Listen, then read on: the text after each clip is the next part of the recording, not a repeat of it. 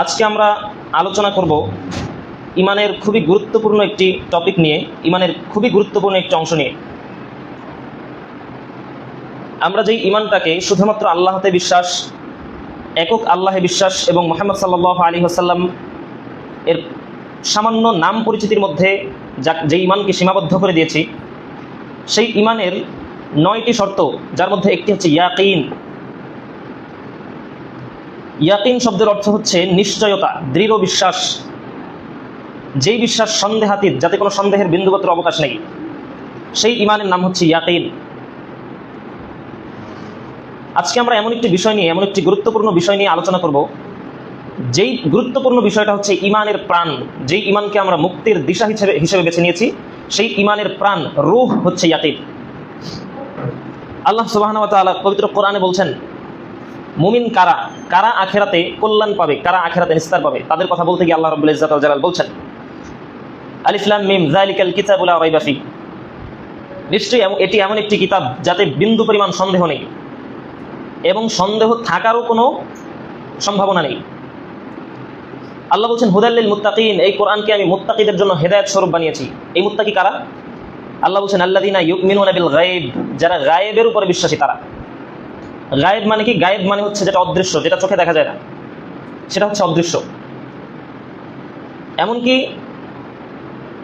আল্লাহ তাআলা বলছেন আল্লাযিনা ইউমিনুনা বিল গায়ব ওয়া ইউকিমুনাস সালাহ, যারা গায়েবের উপরে বিশ্বাস রাখার পরে সালাত প্রতিষ্ঠা করেছে, তারা হচ্ছে হেদায়েতপ্রাপ্ত, তাদের জন্য এই কোরআন হচ্ছে হেদায়েত স্বরূপ। পরের আয়াতে আল্লাহ বলছেন যে আল্লাযিনা ইউমিনুনা বিমা উনজিলা ইলাইকা ওয়া মা উনজিলা মিন ক্বাবলিক, যে তোমার প্রতি যা অবতীর্ণ হয়েছে এবং পূর্ববর্তী নবীদের উপরে যা অবতীর্ণ হয়েছে তা শুধু বিশ্বাস করার মধ্যে ইমান সীমাবদ্ধ নয়। তাহলে ইমান কি পর্যন্ত? অমিন ক্বাবলিক ওয়াবিল আখিরাতি হুম ইউকিনুন।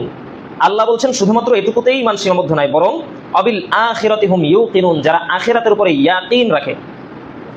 আল্লাহ এখানে শব্দ ব্যবহার করতে পারতেন যে অবিল আখিরাতি হুম ইউমিনুন, যারা আখিরাতের উপরে বিশ্বাস রাখে, যারা আখিরাতকে স্বীকার করে, এটা আল্লাহ বলতে পারতেন। কিন্তু আল্লাহ ইউমিনুন শব্দ ব্যবহার না করে আল্লাহ বলছেন ইউকিনুন, ইয়াকিন রাখে। হ্যাঁ, ইমানের প্রাণ হচ্ছে ইয়াকিন। ইবনে মাসউদ রাদিয়াল্লাহু তাআলা আনহু বলছেন যে আস-সাবরু নিসফুল ঈমান, যে ধৈর্য হচ্ছে ইমানের অর্ধেক। আমরা যে ধৈর্য ধারণ করি বিপদে, এই ধৈর্য ইমানের অর্ধেক। আল ইয়াকিনুল ঈমানু কুল্লু, আর ইয়াকিন হচ্ছে পূর্ণ ইমান। এই হাদিসের ব্যাখ্যায় ইমাম ইবনুল কাইয়িম রাহিমাহুল্লাহ বলছেন যে একটা দেহ, মানব দেহের ভিতরে রূহ যেমন অমূল্যবান, একটা দেহের ভিতরে রূহ যতটা গুরুত্বপূর্ণ, যতটা প্রয়োজনীয়, যতটা বাধ্যতামূলক ওই দেহটার দাম থাকার জন্য, ঠিক ইমানের মধ্যে ইয়াকিন হচ্ছে ওই রূহের মতো। কোনো ব্যক্তি ইমানের মধ্যে যদি ইয়াকিন না থাকে বিন্দু পরিমাণ, তাহলে এই ইমান তাকে কিয়ামতের দিন আল্লাহর আযাব থেকে বাঁচাতে পারবে না। কোনো ব্যক্তির ইমানের মধ্যে যদি ইয়াকিন না থাকে, তাহলে তার ইমান পূর্ণতা পাবে না এবং সে কিয়ামতে বিপদে পড়ে যাবে। তাহলে ইয়াকিন কি জিনিস? আল্লাহ বলছেন ইন্নামাল মুমিনুন আল্লাযীনা আমানু বিল্লাহি ওয়া রাসূলিহি, পৃথিবীর মানুষ শুনে রাখো, তারাই হচ্ছে মুমিন। তারাই হচ্ছে মুমিন। কারা মুমিন? আল্লাযীনা আমানু বিল্লাহি ওয়া রাসূলিহি, যারা আল্লাহ এবং আল্লাহর রাসূলের উপরে দৃঢ় চিত্তে বিশ্বাস রাখে। কিভাবে? সুম্মা লাম ইয়ারতাবু, এমন বিশ্বাস রাখে যেই বিশ্বাসের মধ্যে কোনো খুঁত নাই, যেই বিশ্বাসের মধ্যে কোনো ছোটখাটো সন্দেহের অবকাশ নাই। আল্লাহ বলছেন এরপরে ওয়াজাহিদু বিআমওয়ালিহিম ওয়া আনফুসিহিম, তার মানে হচ্ছে আগে ইমানের মধ্যে ইয়াকিন না ঢুকিয়ে যদি কেউ আল্লাহর রাস্তায় সর্বোচ্চ দিয়ে প্রচেষ্টা চালায়, তার এই সর্বোচ্চ দিয়ে প্রচেষ্টাও আল্লাহ কবুল করবেন না। তার মানে ইমানের মধ্যে ইয়াকিন রাখতে হবে। এটাকে বলা হয় ইলমে গায়েবে ইয়াকিন। ইলমে গায়েব এমনই একটা বাস্তব বিষয়, অদৃশ্যের জ্ঞান। অদৃশ্যের যে জিনিস আল্লাহ তাআলা আমাদেরকে বলেছেন, জান্নাত, জাহান্নাম, মালাইকা, জিন, এগুলো সব হচ্ছে অদৃশ্য। ফেরেশতা হচ্ছে অদৃশ্য, জ্ঞান হচ্ছে অদৃশ্য, জিন হচ্ছে অদৃশ্য, আখিরাত, কিয়ামত, হাসর, এগুলো সব অদৃশ্যের জ্ঞান। এটা এতটাই বাস্তব, অদৃশ্যের জ্ঞান, ইলমে গায়েব এতটাই বাস্তব, আপনি সচক্ষে যেগুলো দেখতে পাচ্ছেন এগুলোর থেকেও বাস্তব হচ্ছে ইলমে গায়েব। আপনি এখন দেখতে পাচ্ছেন যে আমি এখানে কথা বলছি। গায়েব হচ্ছে, ইয়াকিন হচ্ছে 3 রকমের। আমি আজকে এখানে খুতবা দিচ্ছি, এটা আপনি শুনেছেন, আপনি আগে থেকে জানতেন যে আমি এখানে খুতবা দিব, সেটা শুনে আপনি বিশ্বাস করেছেন। এটার নাম হচ্ছে ইলমুল ইয়াকিন, জানার মাধ্যমে বিশ্বাস। আপনি এখানে, আমি যখন এসেছি তখন আপনারা আমাকে দেখেছেন যে আমি আসছি, এটা চোখ দিয়ে দেখেছেন, দেখে এরপর বিশ্বাস করেছেন। এটা হচ্ছে আইনুল ইয়াকিন, যেটা চোখ দিয়ে দেখে আপনি বিশ্বাস করবেন। আর সর্বোচ্চ স্তরের ইয়াকিন হচ্ছে হাক্কুল ইয়াকিন। এখন আপনি আমার খুতবা শুনতেছেন, তার মানে আপনি এখন এতটাই বিশ্বাস করছেন যে বিশ্বাস কোনোদিনও ভঙ্গ হবে না, যে আজকে আমি খুতবা দিচ্ছি। এটা আপনি এখন দেখে বিশ্বাস করলেন, অনুভব করছেন। আমি কথা বলছি, আপনি শুনছেন না? আমি এখানে আসছি, আপনি অনুভব করতেছেন। অনুভবের মাধ্যমে যে বিশ্বাসটা, এটার নাম হচ্ছে হাক্কুল ইয়াকিন, যেটি ইয়াকিনের সর্বোচ্চ স্তর। আল্লাহ তাআলা চায় যে মানুষ সেই ইয়াকিন, হাক্কুল ইয়াকিনের পর্যায়ে চলে যায়। আল্লাহ তাআলা চায় যে মানুষ এইটা না ভাবুক যে কিয়ামত সামনে, মানুষ এটা ভাবুক যে বর্তমানে কিয়ামত চলছে। এটা আল্লাহ চায়। যেই ইলমে গায়েবের কথা আপনারা শুনছেন, যেই আখিরাতের কথা আপনারা শুনছেন, যে গায়েবের বিষয়গুলোর কথা আপনি শুনছেন, সেই গায়েবের বিষয়গুলো কোনো মানুষের উপরে আল্লাহ তাআলা ঘটিয়েছেন, এরকম অসংখ্য বর্ণনা কোরআনে আছে।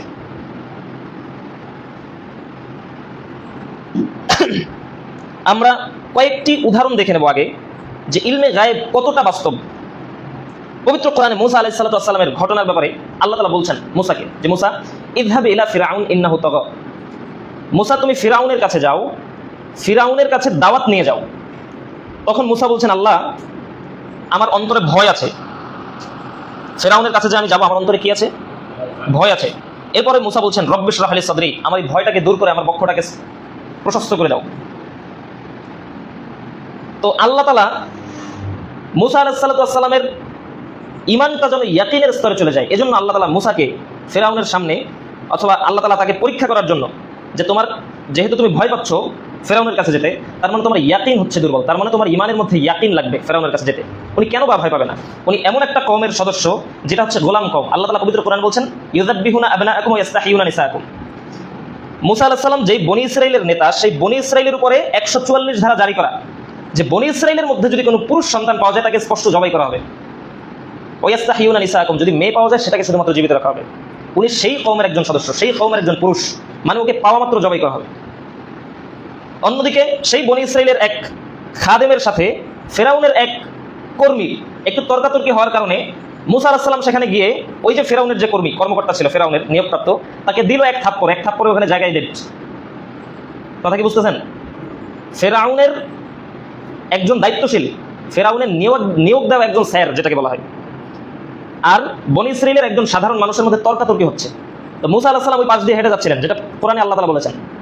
হেঁটে যাওয়ার সময় মুসা আলাইহিস সালাম তো অনেক রাগী মানুষ ছিল, তো দেখতেছে যে এরকম তর্কাতর্কি হচ্ছে, দোষ হচ্ছে ফিরআউনের ওই লোকের।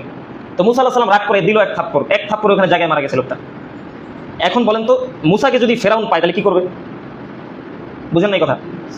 একদিকে তার উপরে এমন ধারা জারি করা তার জাতির উপরে যে তাকে পেলে জবাই করবে, অন্যদিকে সে আবার ফিরআউনের এক লোককে থাপ্পড় মেরে ফেলেছে, তো তাকে পাওয়া মাত্র ফিরআউন ফাঁসি দিবে। অন্যদিকে তাকে ফিরআউন এত স্পষ্টভাবে, এত ক্লিয়ার ভাবে চেনে যে মুসা আলাইহিস সালাম বড় হয়েছে ওই ফিরআউনের ঘরে। এবার বলেন আপনি যে ঘরের কর্তা, অন্যদিকে সে এমন একজন স্বৈরাচারী শাসক যে তাকে পেলে জবাই করতে পারে, এমন একজন স্বৈরাচারী শাসক, এমন একটা, মানে ফিরআউনের ভাষায় মুসা এমন একটা অন্যায় করে বসছে যে মুসাকে ফাঁসি দিতে হবে। তো সেখানে আল্লাহ তাআলা মুসাকে বলছে যে মুসা তুমি ফিরআউনের দরবারে সোজাসুজি গিয়ে দাওয়াত দাও ইসলামের। কথা বুঝছেন? তো আল্লাহ বলছেন যে এত বড় ভয়ের মধ্যে, মানে বিষয়টা এরকম যে আমেরিকার প্রেসিডেন্ট যে ডোনাল্ড ট্রাম্প, মানে ওকে আমি একটা থাপ্পড় দিয়েছিলাম একদিন, এখন আপনি বলতেছেন যাও যাইয়ে তার দাওয়াত দিয়ে নিয়ে আসো, আমাকে আবার তার কাছে পাঠাইতেছেন, এরকম একটা বিষয়। তো আমার থেকেও মুসা, আমার থেকেও এখন যতটা শক্তি আপনার আছে, তারেক রহমান সাহেব যদি এখানে আসে তাহলে এসে দুইটা আপনি কথা বলতে পারবেন, তার সামনে তো আসতে পারবেন, সেই সুযোগ আপনার আছে, কিন্তু মুসার সেই সুযোগও নাই যে সামনে দাঁড়াবে। তখন মুসা বলছেন আল্লাহ আমার অন্তরকে প্রশস্ত করে দেন। তো মুসাকে আল্লাহ তাআলা বলছেন যে তোমার ঈমানটা ইয়াকিনের পর্যায়ে যদি যায় তখন তুমি সাহস করবা মুসার কাছে যেতে, ফিরআউনের কাছে যেতে। তখন তুমি বুঝতে পারবা যে ফিরআউনের যে সিংহাসন, ফিরআউনের যে ক্ষমতা, এগুলো তুচ্ছ, এগুলো কিচ্ছু না। তো আল্লাহ তাআলা বলছেন যে ওমা তিলকা বিয়ামিনিকা ইয়া মুসা, মুসা তোমার হাতে ওটা কি? তখন মুসা আলাইহিস সালাম বলছেন যে হিয়া আসায়া আতাওয়াক্কাউ আলাইহা, যে আমি যেই আমার হাতে একটা লাঠি আছে, এই লাঠিতে আমি ভর দিয়ে দাঁড়াই।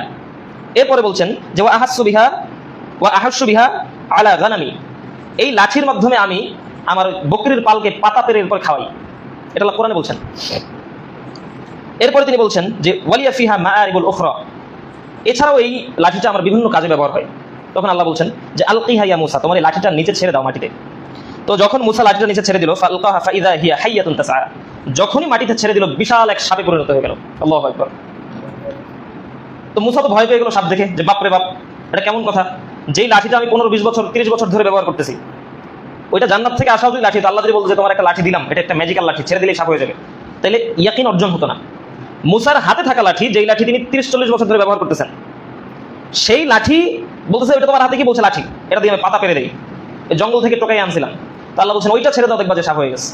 তো এরপর মুসা ভয় পাওয়ার পর আল্লাহ বলছেন যে খুদ হা, এইটা তুমি হাত দিয়ে ধরো, ওয়ালা তাখাফ, ভয় পেও না, যখন তুমি এইটা ধরবা সানুঈদুহা সিরাতাহাল উলা, যদি এটা লেজ ধরে তুমি তুলে ফেলো তাহলে দেখবা যে আগের মতো লাঠি হয়ে গেছে। তো এটা ছিল মুসা আলাইহিস সালামের ঈমানটাকে ইয়াকিনের স্তরে নেওয়ার জন্য আল্লাহ তাআলার একটা পরীক্ষা, আল্লাহ তাআলার একটা নিদর্শন। তো ওই ভয়ে, যখন তার অন্তরে ভয় কাজ করতেছে যে ফেরাউনের সামনে আমি গেলে তো আমাকে হত্যা করা হবে, তখন তিনি দেখতেছে যে তার সাধারণ একটা লাঠিও এত শক্তিশালী হয়ে গেল যে ফেরাউনের মতো তিনটাকে গিলে ফেলতে পারবে। এটা হচ্ছে গায়েব, যেটা আপনি সরাসরি দেখেন তার থেকেও উপরে। যেটা আপনি সরাসরি দেখেন যে একটা অজগর সাপ ছোট্ট একটা সাপকে গিলে খাচ্ছে, এটার থেকেও বেশি বাস্তব যে একটা লাঠি কয়েকশো সাপকে গিলে খেয়ে ফেলতে পারে, ফেরাউনকে পর্যন্ত গিলে খেয়ে ফেলতে পারে। এটা অকল্পনীয়, আপনি আমি শুনছি, কিন্তু কোনো কোনো মানুষ, কোনো কোনো নবী এটা দেখেছে, তার মধ্যে মুসা আলাইহিস সালাম একজন। ইয়াকিনের উদাহরণ কোরআনে আল্লাহ অন্য জায়গায় দিচ্ছে ইব্রাহিম আলাইহিস সালামের একটা ঘটনা। ইব্রাহিম আলাইহিস সালাম বলছেন যে ইযা ক্বালা ইব্রাহিম, আল্লাহ বলছেন পবিত্র কোরআনে যে রব্বি আরিনি কাইফা তুহিল মাউতা। ইব্রাহিম আলাইহিস সালাম কল্পনা করছে যে আল্লাহ বলল যে আল্লাহ নাকি মৃত ব্যক্তিকে জীবিত করে ফেলবে, যেই দেহটা মাটির সাথে মিশে গেছে সেটাকে আবার কিভাবে জীবিত করবে, এটা ইব্রাহিম আলাইহিস সালাম ভাবতেছে। তো ইব্রাহিম আলাইহিস সালাম আল্লাহকে বলছে কাইফা তুহিল মাউতা, আল্লাহ কিভাবে আপনি মৃতকে জীবিত করবেন, একটু দেখান তো আমাকে। কাইফা রব্বি আরিনি, আল্লাহ আমাকে একটু দেখান। তখন আল্লাহ বলছেন ইব্রাহিম আওয়ালাম তুমিন, তুমি কি বিশ্বাস করো না যে আমি আল্লাহ মৃতকে জীবিত করতে পারি? তখন ইব্রাহিম বলছেন ক্বালু বালা, অবশ্যই বিশ্বাস করি। তাহলে কেন দেখতে চাইছো? ওয়ালাকি লিয়াতমাইন্না কলবি, আমি দেখতে চাচ্ছি এজন্য যে এটা দেখলে আমার অন্তরটা প্রশান্ত হবে, আমি আমার ঈমানটা আরো বৃদ্ধি পাবে। তো আল্লাহ বলতেছেন এবার যে আচ্ছা ঠিক আছে, তাহলে একটা কাজ করো, খুদ আরবাতাম মিন তায়র, 4টা পাখি ধরো, 4টা পাখি ধরে ফাসুরহুন্না ইলাইক, এটাকে নিজের বশে এনে এরপর জবাই করে টুকরো টুকরো করে 4টা পাখির মাংসকে একত্রিত করো। সুম্মা জাআল আলা কুল্লি জাবালিন মিনহুন জুজান, এবার 4টা পাখির এই টুকরো টুকরো গোশতকে তুমি 4টা পাহাড়ের উপরে রেখে আসো। রেখে আসার পরে তুমি কি করবা? রেখে আসার পরে সুম্মা দুহুন্না ইয়াতিকা সায়া, তুমি নিচে এসে ওই পাখিগুলোকে ডাক দিবা নাম ধরে, দেখবা যে পাখিগুলো উড়ে তোমার কাছে চলে আসছে। তো এইটা দেখার পরে ইব্রাহিম আলাইহিস সালাম এর ঈমানটা ইয়াকিনের স্তরে চলে গিয়েছে। এজন্য নবীদের এই যে ঘটনাগুলো, এই ঘটনাগুলো প্রমাণ করে যে নবীদের ঈমানের কাছাকাছি কোনো মানুষের যাওয়ার সুযোগ নাই। এজন্য আল্লাহ তাআলা কোরআনে বলছেন সূরা বাকারার মধ্যে যে ওয়া ইন আমিনু ফাআমানতুম বিহি ফাকাদ ইহতাদাউ। আল্লাহ তাআলা সাহাবীদেরকে বলছেন যে সাহাবীরা তারা যদি তোমাদের মতো ঈমান আনে তখনই তো তারা ঈমানদার বলে গণ্য হবে। আল্লাহ তাআলা এটা বলতে পারতো না যে মুহাম্মদ সাল্লাল্লাহু আলাইহি ওয়াসাল্লাম আপনি যেভাবে ঈমান এনেছেন তারাও যদি সেভাবে ঈমান আনে তাহলে মুক্তি পাবে অথবা হেদায়েত পাবে, এটা বলতে পারতো। কিন্তু মুহাম্মদ সাল্লাল্লাহু আলাইহি ওয়াসাল্লাম এবং নবীদের মতো ঈমান আনার সুযোগ সাধারণ মানুষের নাই। মুহাম্মদ সাল্লাল্লাহু আলাইহি ওয়াসাল্লাম ওই যে মিরাজে গিয়ে এরপর জাহান্নাম এবং জান্নাতকে সচক্ষে দেখে বিশ্বাস করেছে। আপনি দেখেছেন? আপনি যেটা দেখেন নাই সেটা ওইভাবে বিশ্বাস হবে? হবে না। কিন্তু আল্লাহ চায় যে মানুষ, সাধারণ মানুষ তার ঈমানটা ওইভাবে ইয়াকিনের স্তরে নিয়ে যাক নবীরা যেভাবে নিয়েছে। আল্লাহ তাআলা পবিত্র কোরআনে বলছেন আও কাল্লাযী মাররা আলা ক্বরিয়াতিন ওয়া হিয়া খাওয়ায়াতুন আলা উরুশিহা, যে তুমি কি সেই ব্যক্তির কথা জানো না, চিন্তা করোনি যেই ব্যক্তি একজন নবী একটা ধ্বংসপ্রাপ্ত দেশের মধ্য থেকে যাচ্ছিল, এমন একটা দেশের মধ্য থেকে যাচ্ছিল যেই দেশটাকে আমি আল্লাহ ধ্বংসস্তূপে পরিণত করে দিয়েছি, এমনভাবে ধ্বংসস্তূপে পরিণত করেছে যে চিহ্ন নাই যে কোনোদিন এখানে মানুষ বসবাস করত। তো সেই তার মধ্য থেকে হাঁটছে আর বলছে আন্না ইউহি হাদিহিল্লাহু বা'দা মাউতিহা, আল্লাহ কিভাবে এই ধ্বংসপ্রাপ্ত একটা জাতিকে আবার পুনরুদ্ধার করবে। কেউ কেউ বলেছেন এটা হচ্ছে এমন একজন নবী যার কথা পবিত্র কোরআনে যার নাম আসে নাই, এটাও একজন নবীর কথা আল্লাহ বলেছেন। তো তখন এই কথা যখন ওই নবী বলল যে এই ধ্বংসস্তূপের মতো একটা দেশ থেকে আল্লাহ কিভাবে মৃতকে আবার জীবিত করবেন, তখন আল্লাহ ফাআমাতাহুল্লাহু মিআতা আম, তখন আল্লাহ ওই নবীকেই ওই জমিনের উপরে মৃত্যু দিয়ে দিলেন 100 বছরের জন্য। কতদিন? 100 বছরের জন্য মৃত্যু দিয়ে দিলেন।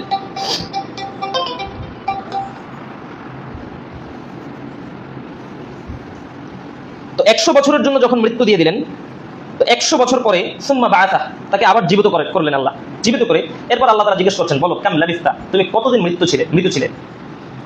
তো তখন সে বলছেন যে লাবিস্তু ইয়াওমান আও বা'দা ইয়াওম, এই একদিন অথবা একদিনের কিছু অংশ। তখন আল্লাহ বলছেন যে বাল লাবিস্তা মিআতা আম, বরং তুমি 100 বছর মৃত ছিলে। এরপর আল্লাহ বলছেন ফানজুর ইলা তাআমিকা ওয়া শারাবিক, তোমার সাথে যে খাদ্য ছিল, যে পানি ছিল সেটার দিকে তাকাও, 100 বছর পরেও কেমন সেই আগে যেমনি রাখছিল তেমনই আছে। এরপরে তিনি বলছেন যে ওয়ানদুর ইলা হিমারিক, তুমি যে গাধাটা নিয়ে আসছিলে সেই গাধার দিকে তাকাও, মরে হাড়গোড় যা ছিল তাও পচে এরপর মাটির সাথে মিশে গেছে 100 বছর।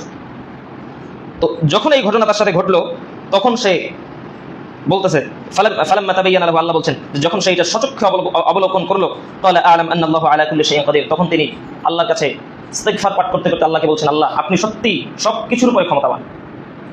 তার মানে আপনি শুনেছেন যে একজন নবী জীবিত করতে পারতো কিছু, কিরকম? ঈসা আলাইহিস সালাতু ওয়াস সালাম এক মুষ্টি মাটি নিয়ে যদি সেখানে ফু দিতেন, বিসমিল্লাহ বিইذনিল্লাহ, অথবা আল্লাহর নামে তুমি পাখি হয়ে যাও এই কথা বলে যদি ওখানে ফু দিতেন, তাহলে ওইখান থেকে ওই এক মুষ্টি মাটি থেকে একটা পাখি হয়ে উড়ে যেত। এটা হচ্ছে ঈসা আলাইহিস সালাতু ওয়াস সালামের মুজিজা। তিনি যদি কোনো মৃত ব্যক্তির শরীরে কুম বিইذনিল্লাহ বলে হাত বুলিয়ে দিতেন, তাহলে সেই মৃত ব্যক্তি জীবিত হয়ে যেত। এটা ছিল তার মুজিজা। তো একজন মৃত ব্যক্তিকে আল্লাহ তাআলা সচক্ষে জীবিত করেছেন, এইটা দেখেছেন একদল মানুষ, তার মধ্যে একজন হচ্ছে ঈসা আলাইহিস সালাতু ওয়াস সালাম। আল্লাহ চান যে আপনি ঈসা আলাইহিস সালাতু ওয়াস সালামের মতো আপনার ঈমানটাও এরকম ইয়াকিনের স্তরে যাক।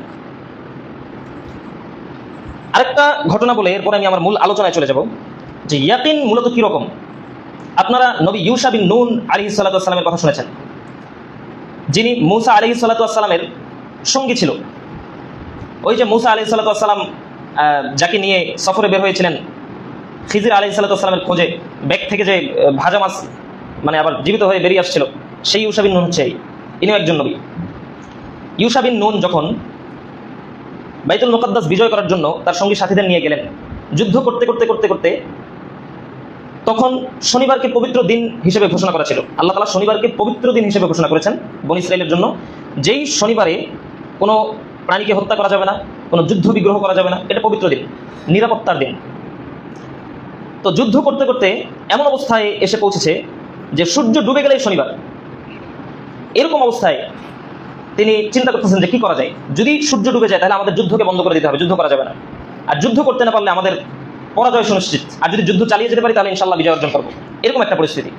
তো তখন তিনি আসমানের দিকে তাকিয়ে, ইউশা বিন নুন নবী, তিনি আসমানের দিকে তাকিয়ে বলছেন ইন্নাকি মা'মুরাতুন ওয়া আনা মা'মুর, সূর্যের দিকে তাকিয়ে বলছেন যে সূর্য তুইও যার কথায় ওঠো এবং ডোবো, আমিও তার কথায় চলি। এরপরে তিনি আল্লাহর কাছে বলছেন আল্লাহুম্মা হাবিসহা আলাইয়া, যে আল্লাহ আপনি সূর্যকে আমাদের মাথার উপরে থামিয়ে দেন।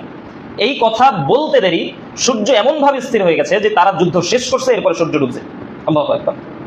এটা হচ্ছে ইয়াকিন। তার ইয়াকিনের লেভেলটা এত উঁচুতে ছিল যে তিনি কথা বলার সাথে সাথে আল্লাহ তাআলা গ্রহণ করে নিয়েছেন। মুহাম্মদ সাল্লাল্লাহু আলাইহি ওয়াসাল্লাম এই ব্যাপারে বলছেন ইন্নাশ শামসা লাম তুহবাস লিআহাদিন ইল্লা লিইউশা ইবনে নুন লায়ালি সারা ইলা বাইতুল মাকদিস, যে আল্লাহ তাআলা পৃথিবীর ইতিহাসে আল্লাহ তাআলা কোনো ব্যক্তির কথায় সূর্যকে 1 সেকেন্ডের জন্য থামিয়ে দেন নাই, শুধুমাত্র ইউশা বিন নুন ব্যতীত, যেদিন তিনি বাইতুল মুকাদ্দাস বিজয় করতে গিয়েছিলেন। তো এটা হচ্ছে ইয়াকিনের।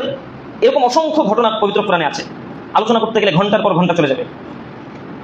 এই কয়েকটা ঘটনার মাধ্যমে আমি যেটা আপনাদেরকে সামনে উপস্থাপন করতে চাইলাম সেটা হচ্ছে যখন আল্লাহ তাআলা ইবাদতের কথা বলছেন যে মানুষ ইবাদত করো, সালাত আদায় করো, তখন মুহাম্মদ সাল্লাল্লাহু আলাইহি ওয়াসাল্লামকে এসে জিজ্ঞেস করা হচ্ছে যে মুহাম্মদ সাল্লাল্লাহু আলাইহি ওয়াসাল্লাম আপনি বলেন যে ফা আখবিরনি আনিল ইহসান, ইহসান কি জিনিস, ভালো কাজ কি জিনিস, কল্যাণ কি জিনিস। তখন মুহাম্মদ সাল্লাল্লাহু আলাইহি ওয়াসাল্লাম ইহসানের সংজ্ঞা দিচ্ছেন যে আন তা'বুদুল্লাহা কাআন্নাকা তারা ফা ইন লাম তাকুন তারাহু ফা ইন্নাহু ইয়ারাক, যে কোনো মানুষ এমনভাবে ইবাদত করবে আল্লাহর যে সে যেন মনে করবে যে তার সামনে আল্লাহ তাআলা দাঁড়িয়ে আছেন, আর সে দেখে দেখে আল্লাহকে সিজদা দিচ্ছে, সে দেখে দেখে আল্লাহর জন্য সিজদা করছে, আল্লাহর প্রতি অবনত হচ্ছে, এইটা যেন মানুষ অনুভব করে। এটা হচ্ছে ইহসান। সেটা যদি সে না করতে পারে তাহলে যেন এটা ভাবে যে আল্লাহ তাকে দেখছে, সেও যদি আল্লাহকে না দেখে। তার মানে হচ্ছে যেটা দেখে অনুভব করে বিশ্বাস করা যায় তার নাম হচ্ছে ইয়াকিন। আর আল্লাহ তাআলা চান যে মানুষ ঠিক সেইভাবে ঈমানটাকে ইয়াকিনের স্তরে নিয়ে যাক যেভাবে কিছু নবীরা নিয়ে গিয়েছিল। আল্লাহ চান যে যেটা এখনো ঘটে নাই মানুষ মনে করুক যে এটা এখনই ঘটছে। আল্লাহ তাআলা বলছেন আলহাকুমুত তাকাসুর হাত্তা যুরতুমুল মাকাবির, যে অর্থ সম্পদের মোহ, দুনিয়ার সম্পদের মোহ মানুষকে অন্ধ বানিয়ে দিয়েছে, এবং এই অন্ধত্ব মানুষের থাকবে যতদিন না সে কবরের মধ্যে ঢুকছে ততদিন পর্যন্ত। এরপর আল্লাহ বলছেন এই সূরার মধ্যে আল্লাহ বলছেন যে লা তারাউন্নাল জাহিম, তোমরা নিশ্চিতভাবে দেখবে জাহান্নাম, তোমরা শুনে রাখো তোমরা নিশ্চিতভাবে জাহান্নাম দেখবে। সুম্মা লা তারাউন্নাহা আইনাল ইয়াকিন, শুধু কি দেখবে, শুধু দেখবে না, এমন ভাবে দেখবে যে তোমার চোখের সামনে জ্বলজ্বল করতেছে, এভাবে দেখতে পাবে। এমন ভাবে দেখবে যেন তোমার ঈমানটা ইয়াকিনের স্তরে চলে যায়, ওইভাবে একদিন দেখবা। আল্লাহ তাআলা কোরআনে বলছেন একটা উদাহরণ দিই এবার দুই একটা আরো ক্লিয়ারলি বিষয়গুলো বোঝার জন্য। আল্লাহ তাআলা পবিত্র কোরআনে বলছেন যে পৃথিবীতে এমন কোনো প্রাণী নাই, আমা মিন দাব্বাতিন ফিল আরদি ইল্লা আলাল্লাহি রিজকুহা, পৃথিবীতে এমন কোনো প্রাণী নাই যেই প্রাণীর রিজিকের দায়িত্ব আমি আল্লাহ নেই। এটা কোরআনে বলছে। আপনি যদি দুইটা এতিমের দায়িত্ব গ্রহণ করেন, তাহলে ওই এতিমের দায়িত্বের খাদ্যের অভিভাবকত্ব কে করবে বলেন তো? আল্লাহ করবে। এটা আল্লাহ তাআলা ওয়াদা করে রেখেছেন। আপনি একজন ভিক্ষুককে একটা খাবার দিতেছেন, তো মনে করতেছেন আপনার স্বাভাবিকভাবেই আপনি মনে করতেছেন যে মানে আমাদের একটু মনে হয় যে আমি একটু বড় হলাম, একটু আমি খাবার দিলাম, এটা আমার দয়া, এরকম একটা ভাব আমাদের মধ্যে আসে। আপনি একটু কল্পনা করেন যে একজন ভিক্ষুককে আপনি যে খাদ্যটা দিচ্ছেন, ওই খাদ্যটা কিন্তু আপনার না, ওইটা ভিক্ষুকের রিজিক। ভিক্ষুকের রিজিকটা আল্লাহ তাআলা আপনার হাতে দিয়ে আপনাকে সম্মানিত করেছেন। বুঝাইতে পারিনি মনে হয়। আমি ইনকাম করলাম 10,000 টাকা, ওই 10,000 টাকা আপনাকে দিয়ে বললাম যে ওই ভাইকে আপনি দিয়ে দেন। এখন এইটার মধ্যে কি ওনার বড় হওয়ার কিছু আছে? তো আল্লাহ তাআলা তার রিজিকটা আপনার ইনকামের মধ্যে দিয়ে এরপরে আপনার মাধ্যমে পাঠালেন। কেন? আল্লাহ তাআলা তো রিজিকটা তোর হাতেও দিতে পারতেন, কিন্তু উদ্দেশ্য হচ্ছে আল্লাহ তাআলা আপনাকে সম্মানিত করতে চান, এজন্য তার রিজিকটা আপনার হাত দিয়ে তার জন্য পাঠাচ্ছেন। তো আল্লাহ তাআলা বলছেন যে পৃথিবীর সকল প্রাণীর, পৃথিবীর সকল জীবজন্তুর, পৃথিবীর সকল মানুষের খাবারের দায়িত্ব, রিজিক খালি খাবার না, বিভিন্ন জিনিস, সুস্থ থাকাও একটা রিজিক। তো পৃথিবীর এই রিজিকের দায়িত্ব আমি আল্লাহ গ্রহণ করেছি। একটা হাদিস আল্লাহ রাসূল বলছেন যে আন্নাকুম কুনতুম তাওয়াক্কালুনা আলাল্লাহি হাক্কা তাওয়াক্কুলি, আমরা খালি বলি যে আল্লাহ ভরসা, আল্লাহ ভরসা, আল্লাহ ভরসা। আল্লাহ রাসূল বলছেন পৃথিবীর মানুষ আল্লাহ ভরসা অতিরিক্ত না বলে যদি অল্প পরিমাণ আল্লাহ ভরসা মানুষের মধ্যে থাকতো, যদি বিন্দু পরিমাণ আল্লাহ ভরসা মানুষের মধ্যে থাকতো, লারযুকতুম কামা ইরযাকুত তাইর, তাহলে সেভাবে আল্লাহ তাকে রিজিক প্রদান করতেন যেভাবে আল্লাহ পাখিকে রিজিক প্রদান করেন। আল্লাহ রাসূল বলছেন তাকদু খিমাসান ওয়া তারুহু বিতানান, পাখি সকালবেলা খালি পেটে বের হয় আর সন্ধ্যাবেলা ভরা পেটে ফিরে যায়, ওই পাখির মতো করে রিজিক ওকে দিতেন। যদি আমাদের মধ্যে বিন্দু পরিমাণ আল্লাহ ভরসা সত্যই থাকতো, যদি আল্লাহ ভরসাটা আমাদের মধ্যে, আমাদের ইমানটা যদি ইয়াকিনের স্তরে থাকতো, ইমানের মধ্যে যদি আল্লাহ ভরসা মুখে যতবার বলি তার থেকে যদি বিন্দু পরিমাণ থাকতো, তাহলে পাখির মতো করে রিজিক দিতেন। কেন দিচ্ছেন না? আমাদের ইমানটা নিচু স্তরে আছে, ইয়াকিনের স্তরে পৌঁছায় নেই।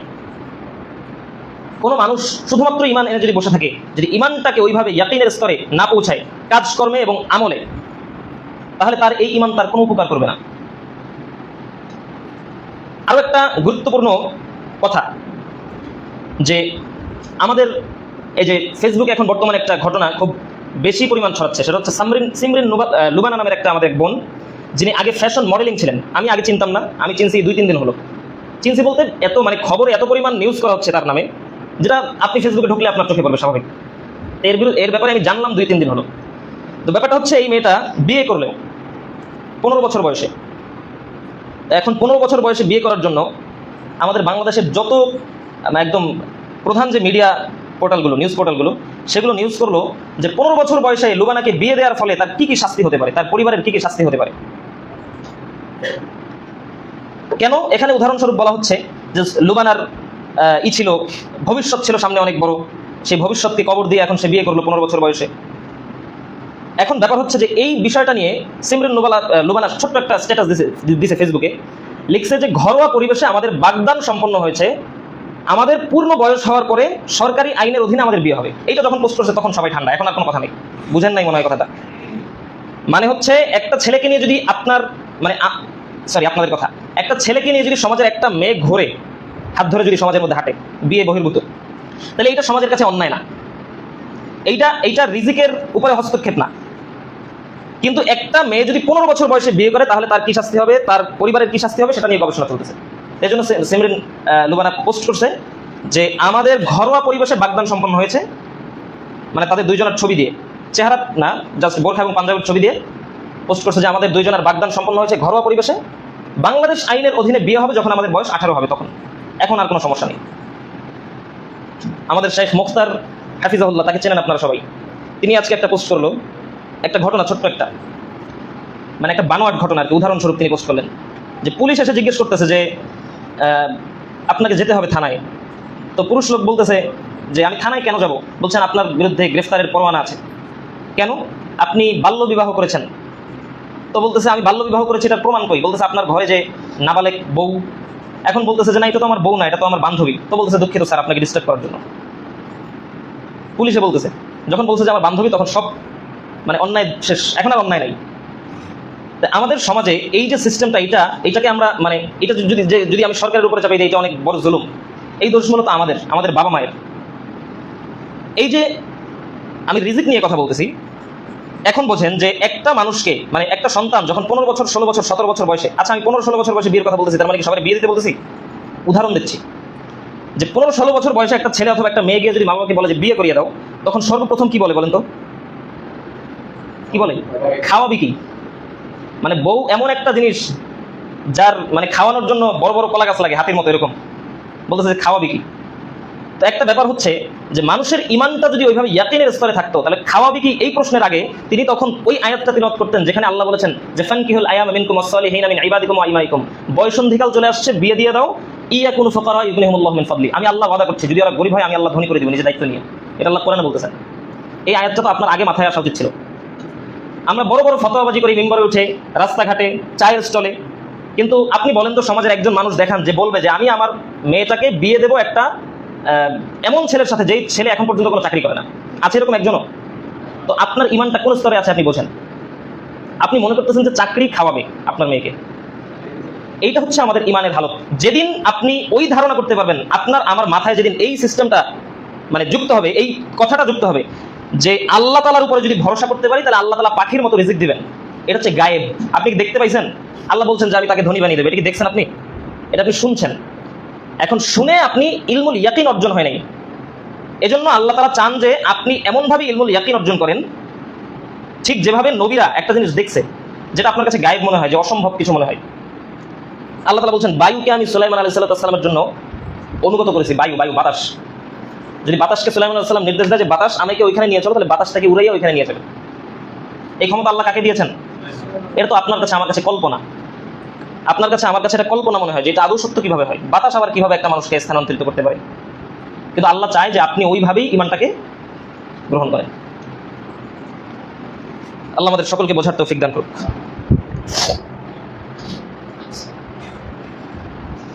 আলহামদুলিল্লাহ ওয়াহদা ওয়াসসালাতু ওয়াসসালামু আলা মান লা নাবিয়্যা বা'দা ওয়া আলা আলিহি ওয়া আসহাবিহি আজমাইন ওয়া মান তাবি'আহুম বিইহসান ইলা ইয়াউমিদ্দিন, আম্মা বা'দ। ফাআউযু বিল্লাহি মিনাশ শাইতানির রাজীম, বিসমিল্লাহির রহমানির রহিম। إنما المؤمنون الذين آمنوا بالله ورسوله ثم لم يرتبوا وجاهدوا بأموالهم وأنفسهم في سبيل الله أولئك هم الصادقون. اللهم صل على محمد وعلى آل محمد كما صليت على إبراهيم وعلى آل إبراهيم إنك حميد مجيد. اللهم بارك على محمد كما باركت على إبراهيم وعلى آل إبراهيم إنك حميد مجيد. সম্মানিত মসজিদের মুসল্লি, আজকে আমরা যে বিষয়ে আলোচনা করছিলাম এইটাকে বলতে পারেন আপনি ভূমিকা। ইয়াকিন অর্জন করবে মানুষ আখিরাতের উপরে, ইয়াকিন অর্জন করবে আল্লাহর উপরে, ইয়াকিন অর্জন করবে ফেরেশতার উপরে, ইয়াকিন অর্জন করবে রাসূলদের উপরে, ইয়াকিন অর্জন করবে কিতাবসমূহের উপরে। এই সকল বিষয়ের উপরে ইয়াকিন, এই যে ইয়াকিনের বর্ণনা এতক্ষণ আমি দিলাম, সেই ইয়াকিন অর্জন করতে হবে এই সব বিষয়ের উপরে। সংক্ষেপে আমি বলে যাই যে মালাইকাদের উপরে ইয়াকিন। পৃথিবীতে কোনো মানুষ, আল্লাহ তাআলা পবিত্র কোরআনে একটা কথা বলেছেন যে কাম মিন ফিয়াতিন কালিলাতিন গালাবাত ফিয়াতান কাসীরাতান বিইذنিল্লাহ। আল্লাহ তাআলা বলছেন দাউদ আলাইহিস সালাম এর ঘটনাকে উদ্দেশ্য করে যে পৃথিবীর ইতিহাসে কত ছোট ছোট দলকে আমি বিশাল বিশাল দলের উপরে বিজয় দান করেছি। পৃথিবীতে কত ছোট ছোট দলকে আমি বিশাল বিশাল দলের উপরে, যেখানে উম্মতের মুহাম্মদ সাল্লাল্লাহু আলাইহি ওয়াসাল্লামের সৈন্য ছিল দেখা যায় 300 জন 400 জন, সেখানে কাফেররা ছিল 2000 5000 10000 40000। তো উহুদ, বদর, খন্দক, এছাড়া মুহাম্মদ সাল্লাল্লাহু আলাইহি ওয়াসাল্লাম যত যুদ্ধে অংশগ্রহণ করেছেন, যত যুদ্ধে বিজয় দান করেছেন আল্লাহ তাআলা। ওমর ইবনুল খাত্তাব যখন বাইতুল মাকদিস বিজয় করলেন, সালাহউদ্দিন আইয়ুবী রাহিমাহুল্লাহ যখন বাইতুল মুকাদ্দাস বিজয় করলেন, মুসলিম শাসকরা যখন ইসলামের ইতিহাসে যখন বিভিন্ন মুসলিম দেশ বিজয় করলেন, এই প্রত্যেকটা ঘটনাকে যদি আপনি সামনে এনে দেখেন তাহলে দেখবেন যে মুসলমানরা ছিল 1000, তারা বিপরীত পক্ষে ছিল 5000, মুসলমানরা ছিল 10000, তারা ছিল 1 লক্ষ, মুসলমানরা ছিল 2000, তারা ছিল 40000। আল্লাহ তাআলা সেটা বলছেন যে পৃথিবীতে কত বড় বড় জাতির উপরে ছোট ছোট দলকে আমি আল্লাহ বিজয় দান করেছি। তো আল্লাহ তাআলা এই ঘটনাটা উল্লেখ করে এই কথাটা বললেন। ব্যাপার হচ্ছে এটার একটা উদাহরণ আপনাকে দেই বোঝার জন্য। আচ্ছা, খুতবা তো একটা পর্যন্ত, তাই না? একটা উদাহরণ দিয়ে আমি খুতবা শেষ করছি। সেটা হচ্ছে যে এক মুসলমান, হাদিসে এসেছে যে এক মুসলিম ব্যক্তি ব্যক্তি এক কাফিরকে তাড়া করতেছে, ধাওয়া করতেছে। তো ধাওয়া করতে করতে তারা দুজন এমন গতিতে দৌড়িতেছে যে ও দৌড়িতেছে আর পিছনে মুসলমানও দৌড়িতেছে, কেউ কাউকে ধরতে পারতেছে না। তো তখন হঠাৎ করে সামনে কাফের হোঁচট খেয়ে পড়ে গেল, পড়ে গিয়ে দেখলো যে তার পা কেটে রক্ত বের হচ্ছে। তো ওই মুসলিম ব্যক্তি তখন বিব্রত ফিল করলো যে এটা কেমন কথা, আমি আঘাত করলাম না, সে কোথাও আঘাত পেলো না, পড়ে গিয়ে পা থেকে রক্ত ঝরছে, এর কারণ কি? যখন এই ঘটনা মুহাম্মদ সাল্লাল্লাহু আলাইহি সাল্লামকে বললেন, তখন মুহাম্মদ সাল্লাল্লাহু আলাইহি সাল্লাম বলছেন যে ওহো, এইটা তো তৃতীয় আসমান থেকে আসা একজন ফেরেশতার আঘাত। বদরের যুদ্ধ যখন মুহাম্মদ সাল্লাল্লাহু আলাইহি সাল্লাম করছেন, তখন সৈন্য সংখ্যা কত ছিল? 313 অথবা 314। এই অবস্থায় মুহাম্মদ সাল্লাল্লাহু আলাইহি সাল্লামের বাহিনী অত্যন্ত দুর্বল, 17টা দিন সিয়াম পালন করেছে, না খেয়ে আছে। সেই দুর্বলতা অবস্থায় হাজারো সেনাবাহিনীর সামনে 313 জন লোক গেল, তার মধ্যে ওই যে হাজার হাজার সেনাবাহিনী, তাদের হাতে আছে ঢাল, তরবারি, এরপর আরো বিভিন্ন সরঞ্জাম যুদ্ধের, আর মুসলমানদের হাতে আছে খেজুরের ডাল। একদিকে তারা রোজাদার, দুর্বল শরীর, একদিকে তারা খুবই নগণ্য, তুলনায় কিচ্ছু না, অন্যদিকে তাদের হাতে কিচ্ছু নাই, শরীরে নাই বর্ম, হাতে কি? খেজুরের ডাল। সেইটা নিয়ে যখন যুদ্ধে রওনা করলেন, তখন সাহাবায়ে কেরামের একটা দল বলছেন, বর্ণনা করছেন হাদিসে, যে আমরা সামনে এগোচ্ছি আর দেখতে পাচ্ছি যে সামনে একদল, যেটা আমরা মানে শুধুমাত্র দেখতে পাচ্ছি যে ওখানে সামনে ধুলা উড়িয়ে কি যেন চলে যাচ্ছে, কিন্তু কারা যাচ্ছে এটা দেখতে পাচ্ছি না। তো মুহাম্মদ সাল্লাল্লাহু আলাইহি ওয়াসাল্লাম বলছেন এরা হচ্ছে আল্লাহর পাঠানো ফেরেশতা। তো আপনার আমাকে এই যে এখন বর্তমান বিশ্বে 1.5 কোটি ইহুদি আর 150 কোটি মুসলমান, তার মধ্যে 1.5 কোটি ইহুদি 150 কোটি মুসলমানকে মারছে, অথচ আপনি আল্লাহর পক্ষ থেকে সাহায্য পাচ্ছেন না কেন? এটা হচ্ছে আপনার আমার ইমানের দৈন্যতার কারণে। যেদিন আপনার আমার ইমান ওই পর্যায়ে চলে যাবে, সুম্মাস্তাকামু, আল্লাহকে রব হিসেবে ঘোষণা করার পরে, আল্লাহর প্রত্যেকটা বিধানকে শক্ত করে ধারণ করার পরে, সুম্মাস্তাকামু বরিশালের ভাষায় যেটাকে বলে যে খামিদা, তো বলছে যে খামি দিয়া যারা এটার উপরে থাকতে পারবে, আল্লাহ বলছেন তাতানাজ্জালু আলাইহিমুল মালাইকা, ওদের সাহায্যের জন্য আজকেও বাংলাদেশে ফেরেশতা নাযিল করতে পারে আল্লাহ, যদি আপনার ইমানটা ওই পর্যায়ে চলে যায়। তো পৃথিবীর মানুষের উচিত ইমানটাকে শানিত করা, পৃথিবীর মানুষের উচিত ইমান সম্পর্কে জ্ঞান অর্জন করা, ইয়াকিন সম্পর্কে জ্ঞান অর্জন করা। পৃথিবীর মানুষ ততদিন পর্যন্ত নির্যাতিত হবে যতদিন না তার ইমানটা ইয়াকিনের স্তরে পৌঁছে। আপনি এখানে ওইখানে গান বাজতেছে, আপনি ওইখানে যাইতে ভয় পাইতেছেন কেন? যদি আপনার উপর আক্রমণ করে, গিয়ে বলবেন যে গানটা অফ করো, এটা খারাপ। এই কথাটা বললে যদি আপনার উপর আক্রমণ করে, এই জন্য আপনি যাচ্ছেন না। এটা হচ্ছে আমাদের ইয়াকিন না থাকার একটা কারণ। ইয়াকিন না থাকার কারণে আমরা ওই সাহসটা সঞ্চার করতে পারছি না। আল্লাহ আমাদের সকলকে বোঝার তৌফিক দান করুক, সকলে বলি আমিন। আজকে যেই ইয়াকিন নিয়ে আলোচনা হলো, আমি কতটুকু বোঝাতে পেরেছি আপনাদের আমি জানি না, যদি না বোঝাতে পারি সেটা আমার ইলমের ঘাটতির কারণে। আল্লাহ তাআলা আমাদের এই বিষয়গুলো সঠিকভাবে অনুধাবন করার তৌফিক প্রদান করুক, সকলে বলি আমিন। আমাদের মধ্যে যারা অসুস্থ আছেন তাদেরকে আল্লাহ সুস্থতা দান করুক, সকলে বলি আমিন। যারা ব্যবসা বাণিজ্যের সাথে সংযুক্ত আছেন তাদের ব্যবসা বাণিজ্যে আল্লাহ তাআলা বরকত দান করুক, সকলে বলি আমিন। ইসলাম পালনের পূর্বে, ইসলামের যে কোনো বিধানের উপরে আমল করার পূর্বে আমরা যেন সেই বিষয়ে সঠিক ইলম অর্জন করতে পারি, সেই তৌফিক আল্লাহ আমাদের দান করুক। আমাদের ইমানটাকে শানিত করে মুহাম্মদ সাল্লাল্লাহু আলাইহি সাল্লাম যেরকম ইমান ছিল সেই রকম ইমান তৈরি করার চেষ্টা যেন আমরা চালাতে পারি, সেই ইচ্ছা শক্তি যেন আল্লাহ আমাদের মধ্যে দান করেন, সকলে বলি আমিন। সুবহানাকাল্লাহুম্মা বিহামদিক, আশহাদু আল্লা ইলাহা ইল্লা আনতা, আস্তাগফিরুকা ওয়া আতুবু ইলাইক। ওয়াসসালামু আলাইকুম ওয়া রাহমাতুল্লাহি ওয়া বারাকাতুহু।